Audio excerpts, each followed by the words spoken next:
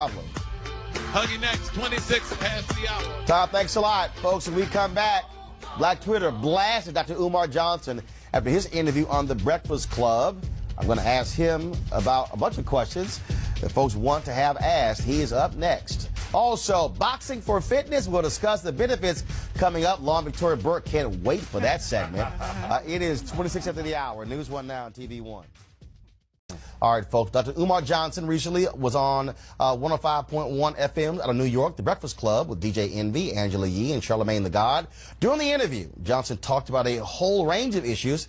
It led to him being the talk of Black Twitter last week. And a lot of people were questioning his educational credentials. Now, people ask me, what can we expect from a Donald Trump White House for Black America? And the answer is real simple. You can expect exactly what you got from a Obama White House. Absolutely nothing. Black people know they're not American, but they will fight like hell to protect that identity because they don't want to be identified with who they really are, and that's being African. As long as you have a skill, you can always feed your family. But if all you got is college degrees, you might end up in the unemployment line. I'm a psychologist. Ain't too many black people running around looking for a psychologist to reveal all the skeletons in their closet. All right, folks, joining us right now, Dr. Umar Johnson. Welcome back to the show.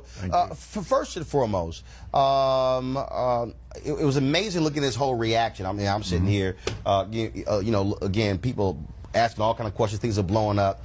And so many people jumped on saying he's not a real doctor, okay? Where did you graduate from and you got your PhD? My undergraduate education was from Millersville University. 3 degrees, political science, psychology, master's in school psychology. Subsequent to that, Pennsylvania certification as a school psychologist, which I've been for almost 20 years. After that, I got my educational leadership master's degree and principal certificate from Lehigh University in Bethlehem, Pennsylvania. And I earned my doctorate degree from the Philadelphia College of Osteopathic Medicine, American Psychological Association approved program, one of the top psychology training programs on the East Coast. 6 degrees in all. And anyone can lift up a telephone and call and verify those degrees. So when you see folks who question your degrees, your response? It's because my narrative is a whole lot different from the average mainstream black scholar. I don't parrot the narrative that the American social order wants black scholars to parrot. I tell the truth. I don't scratch unless I itch, and I don't dance unless I like the music. And because they're not used to having someone with a traditional education posit non-traditional views, people will automatically start to question his credentials. How did he get this far believing what he believes in? Well, you have to play the spook who sat by the door. When I got accepted into those 3 universities, they didn't know what I believed in. They didn't know what I stood for. But as time went on, it revealed itself. But I'm unapologetically African, so I'm not really concerned with what people think about me personally. I have a job to do, and that is to awaken the sleeping consciousness of African people, not just in America, but all across the world. One of the things that you said during the interview, you said that Mandarin was one of the official languages in South Africa. Yes, sir. And others said you were dead wrong. Yes, because I didn't clarify that I was speaking of it being an official language in the public school system of South Africa. So I should have clarified that Mandarin is an official language in the Republic of South Africa's school system. It's not an official language in the country, it's an official language in the school system. And I was speaking of schools, but I didn't clarify that, so that's my responsibility. Also, during that particular interview, you talked about a variety of issues that also got people talking. One of them dealt with your views on interracial marriage. Yes, sir. And so, so explain that for folks who did not hear it. Certainly. Simply put, any black man who is with a woman who's not an African herself is going to have a difficult time getting respect from me. I believe black men need to be with black women. The black family is under attack. Only 1 out of every 4 black women gets married. The black woman is last likely to get married. She's the last married, the first divorced. We have what? 2/3 of our children being raised by working class and impoverished single black female-led house homes. The destruction of a nation begins in the home of its families. And if we want to save black people, we have to save the black family. And in order to do that, black men have to commit themselves to black women. So when you talk about not getting your respect, so if that's the case, you're saying President Barack Obama to get your respect because his dad married a white woman? Oh, not at all. Would Harry Belafonte? Not at all. I want to be very clear about something. As Pan-Africanists, the product of an interracial union is an African. I have heroes who are biracial. Some of the grandfathers of Pan-Africanism were of mixed racial ancestry. You don't blame a child for how they got here. But I'm asking you this here. Harry Belafonte has a white wife. No respect for him?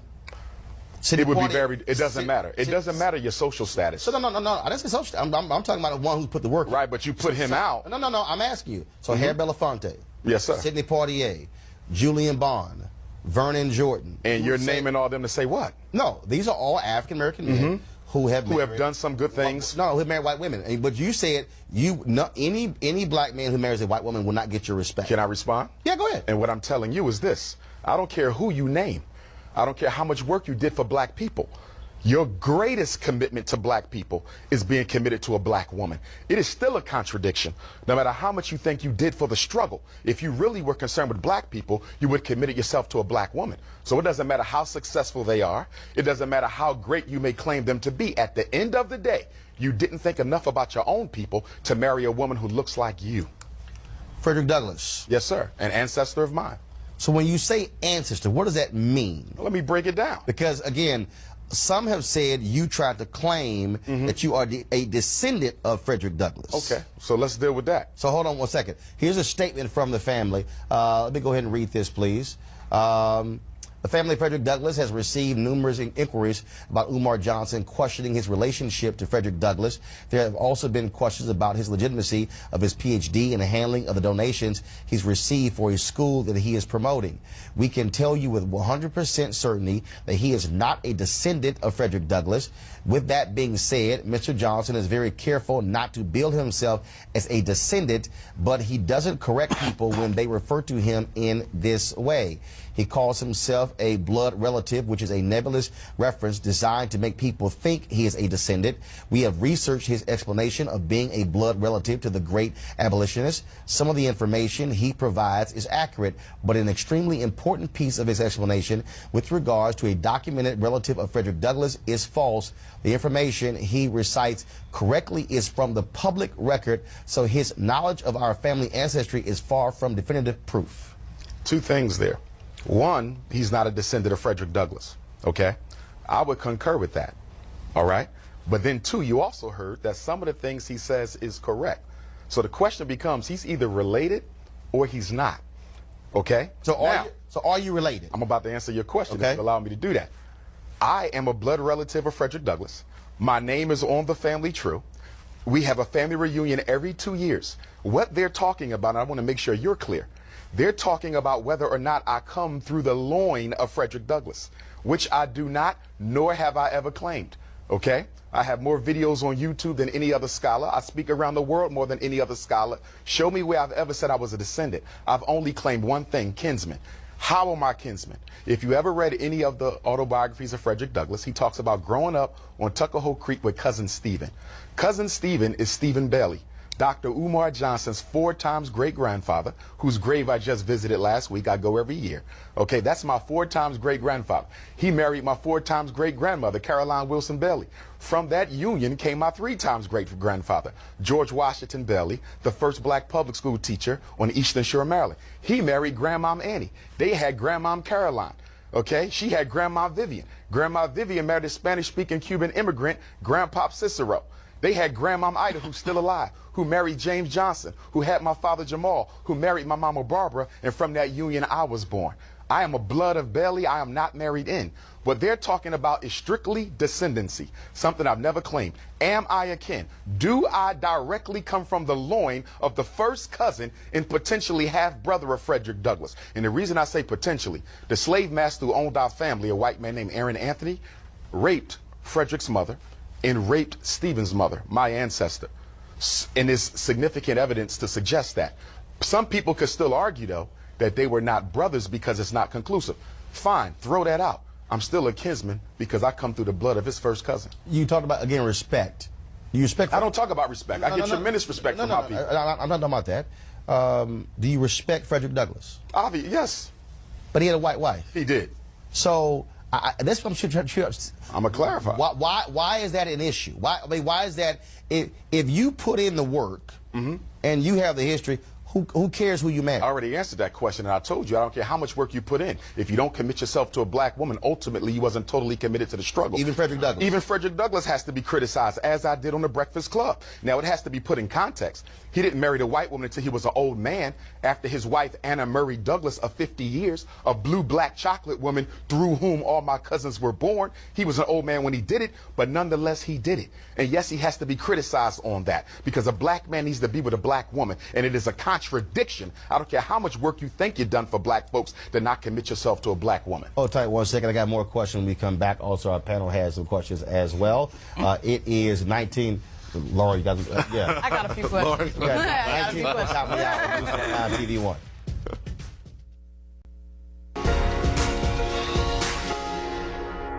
I would argue the reason black men marry white women is because they wish they were white themselves. And having the white man's prize, his queen, is a psychological symbol to myself that I am equal to him. We're back with Dr. Umar Johnson. In that particular statement, the family also addressed this here. You talked about taking over the buildings or the land of a black school that was shut down. Yes, sir. HBCU St. Paul's College. And you were raising money for it. First of all, how much money has been raised, and what's the status of that project? Well, St. Paul's has been sold. Approximately 3 to 5 months ago, I was told by the auction company in charge of the sale that it was been sold to a developer. So how much money was raised? What people gave? All kinds of people gave. How much was raised, and what's the status of that money? $700,000, and the status is we're still looking for a school, and the status is my start date for FDMG will be 8/21/18, or if at all, it may be delayed to 8/21/19, which is the anniversary of the Nat Turner War. We say looking for a school. Why not start a charter school? I mean, you can start a school. Because charter schools are owned by the state, and I'm a Pan-Africanist. I believe what is to be done for black people must be done by black people. Why do I want a charter school? So you want a private school? Exactly. Independent school. Lauren. So the question of interracial marriage, Yes, I mean, ma'am. come on, man. You're too smart for this. We got 43. I'm too smart for what? We got 43 million black people in this country. And we that got means over what? 190 million white people. You're going to sit here and say that if And you a got black half the person black and a women. white person get married, a black person and a white person get married, one can't understand the other person's struggle. You've seen It's not you've about seen Tim Wise, right? individualism. You've seen It's Reverend about Wallace. You've systematic seen white people who empowerment. understand racism very well. That doesn't mean they're going to do anything the other about thing it. that is obviously true is they understand racism when you see things like the murder of Medgar Evers, like the murder of Martin Luther King. They understand racism and just what fine. did they do about it? They understand us gaining just fine, and that's why murder happened. Based on what? So the idea that somehow a white person can't understand our struggle, I no could way. care less what they understand. I'm No asking way. you, what have they done systematically He already to told improve you that. the opportunities He of already white folks? told you He that. did not tell me yes, that. you did tell He tell did you not that. tell me that. You're going to tell me that guys like Tim Wise and Reverend Wallace don't understand What about race in Tim America? Wise? They don't understand race He in America? articulates They don't racism, so but all- what has he done to There are no white systematically people that understand race in eliminate it? America. There's not no a white white people. person There's in no America. white people who understand second. race in America. One second. There's not a white person. Them going to Eugene. There's not a white person in America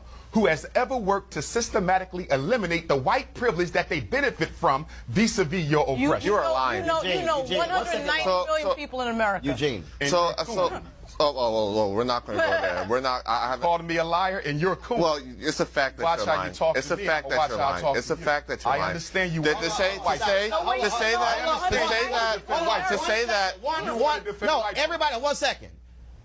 Several things I don't allow. I don't allow the N-word. I don't allow coon.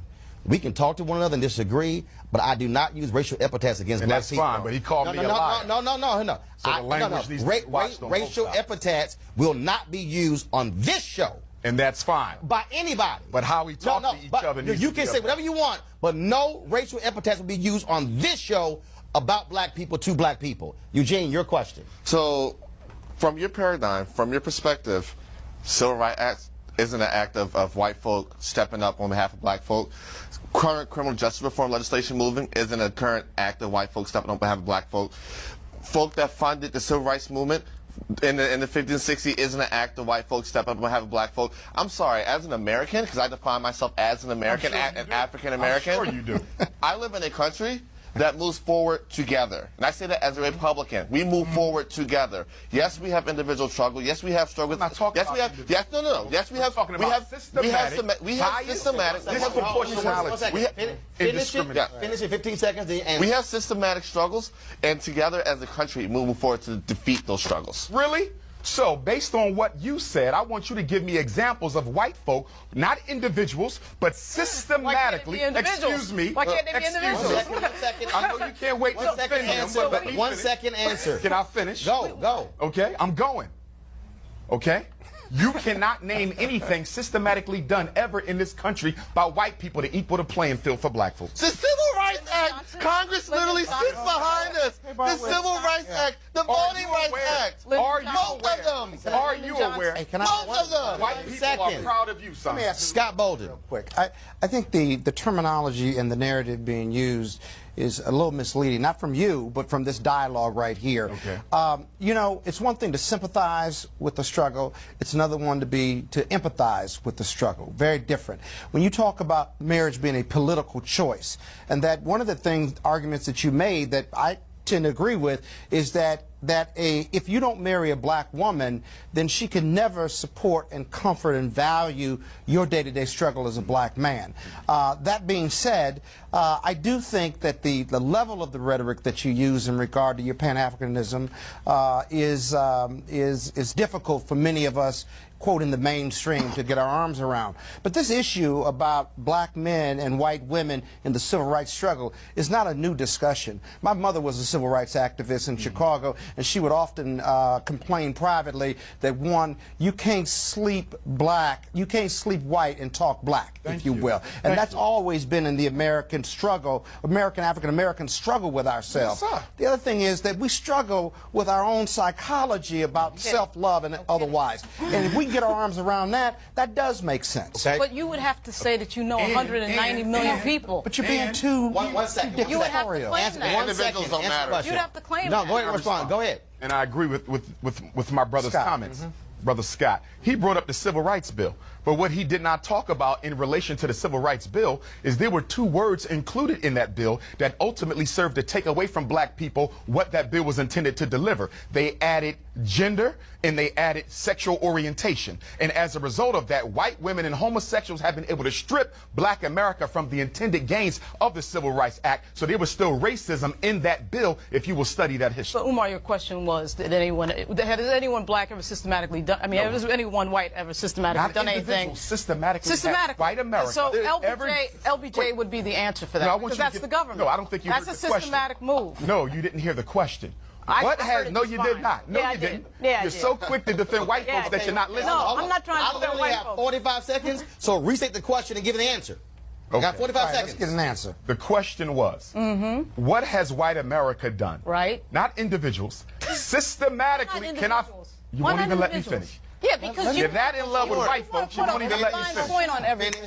Finish literally 20 seconds. There is no bigger system than the 20 seconds, I'll finish. Go. And in 20 seconds, I would say that the panel that you have here, who are extremely intelligent, do not represent the everyday black man and woman struggles, and then because of that, they can articulate. And you represent 43 million people in this country? I don't think so. Thanks so much. Don't love We it. come back with boxing, fitness, Fit Live Win. Next, who's on now, TV1?